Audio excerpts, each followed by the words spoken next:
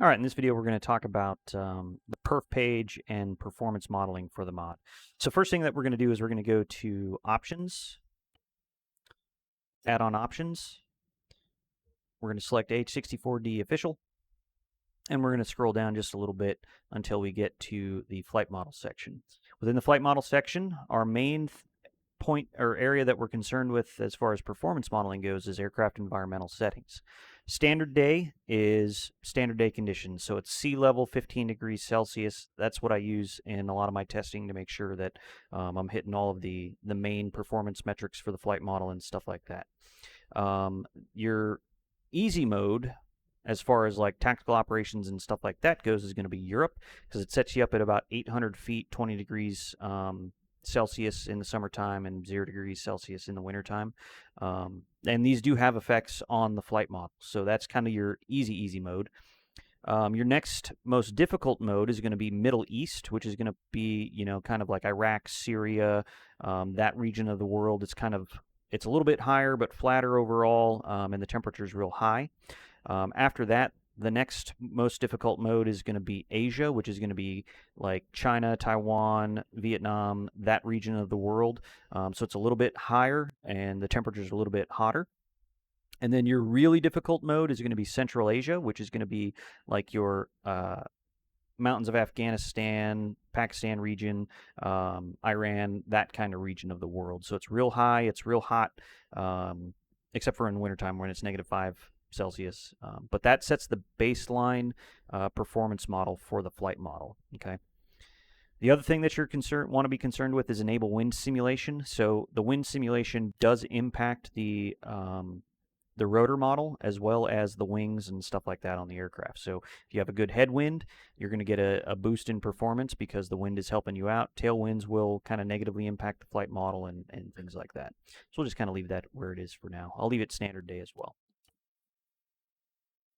All right, so the perf page tells us a lot of information. First off, it tells us what the aircraft currently thinks the pressure, altitude, and temperature are. And it also tells us how heavy the aircraft is. So this helicopter is loaded. I've got all the gas on board, with the Robbie tank, 2 full main tanks. I've got 8 Hellfires, 38 rockets, 300 rounds of 30 millimeters. So, I mean, this aircraft is loaded. The only thing that'll make it worse is adding the FCR, which I'm not going to do that. So already we're super heavy. One thing to keep in mind, the maximum gross weight of the aircraft is 20,260 pounds. So we're getting real close to that here.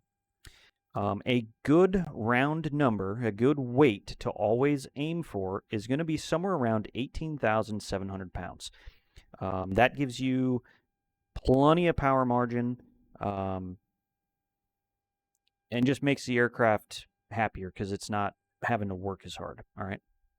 Now, on this page, this is going to tell you how much torque is required to hover at a 5-foot hover in ground effect, and how much power is required to hover out of ground effect. Okay. I'm not going to worry about these other values here. We'll just focus on these 2 values. So if I want to hover at 5 feet, pick the aircraft up, I'm going to hover at 86%. That 86% correlates to this 19,976 pounds. Same thing with OGE. Keep in mind that when we're in ground effect, we have the benefit of a reduced induced flow on the rotor system, which means we don't have to have as much collective pitch angle to generate the lift required to compensate for the weight of the aircraft, versus OGE, that induced flow is allowed to develop more, or it's a greater induced flow, which reduces the effective angle of attack of the blade, which requires me to have to bring in more collective, which in turn means more drag and all that kind of fun stuff, more collective to hover out of ground effect. All right, you can look this up in like the Rotorcraft Flying Handbook and all that other kind of stuff. Other important values are range torque. So if I pull 83%, I should be able to get somewhere around 124 knots. So that's real useful. Max range is going to give you the best distance for fuel burn. All right, so that's your best miles per gallon. Endurance, if I go to 53% torque, I should be somewhere around 70 knots or so, and that's going to give me the most station time. Okay, so that's what these values there are telling me. Other important values our wind. So ARMA is currently telling me that winds are from 043 at 7 knots, and also our maximum torques available. All right, so dual engine is 129, single engine is 132. Now here's the thing. You cannot use that power unless you're in an emergency situation and you have to use it, to get yourself out of a bad situation, right? Your maximum torque dual engine for the transmission is 100%.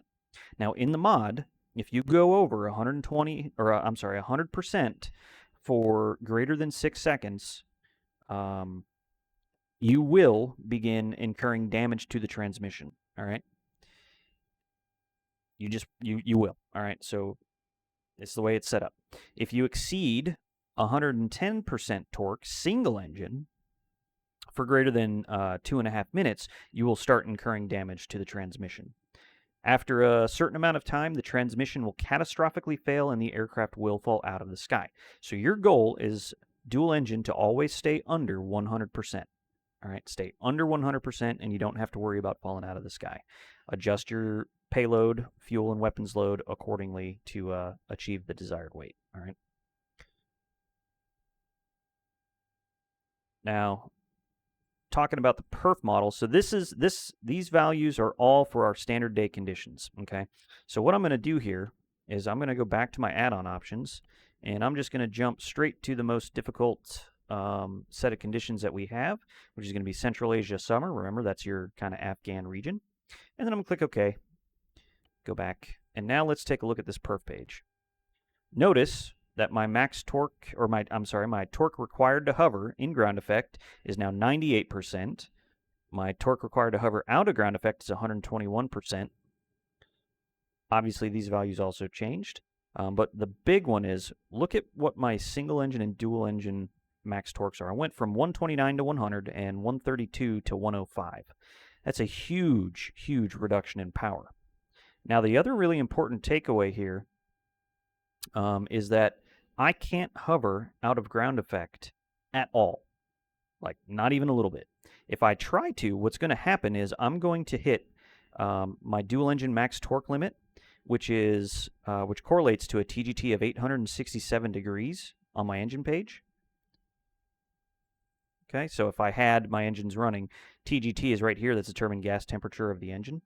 And what's going to happen is when I hit 100% torque, the TGT is going to stop at 867 degrees, and it will cause the rotor, my NR, to slow down. It will droop. All right, and I'll cover this in another video in the future so you can actually see what I'm talking about there.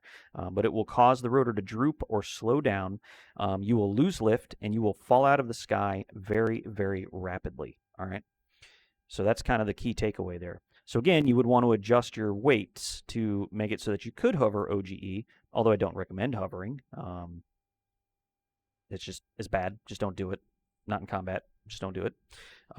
Anyway, so then it begs the question, well, what weight, if I wanted to do this hovering thing, what weight would I need to have on the aircraft to be able to do that? Well, your maximum gross weight for out-of-ground effect hover for these conditions is 17,060 pounds. So you would have to adjust the aircraft payload, fuel, and weapons to achieve 17,060 pounds. But if you did that, you would be hovering at 100% out-of-ground effect, because that weight is based on this torque value right here, which is always going to be 100%. This weight will always be 100% unless this value is like 98 or 96 or something like that. Okay, that's how that works there. Let me see if I can do that here. So I want to go set fuel. Actually, hold on. Set. No, I was right. All right. Vehicle player set fuel 0.25. All right, I'm down to 17,600 pounds. Yep, Roger, fuel low. Cool. Which still, I'm a little bit off from there, but you can see my OG hover torque required is 100. My in-ground effect is 80. So we're getting closer there. Let's see if I can drop this down to maybe Get a little bit closer. Yeah, there we go. All right, so now we're at 16,965 pounds.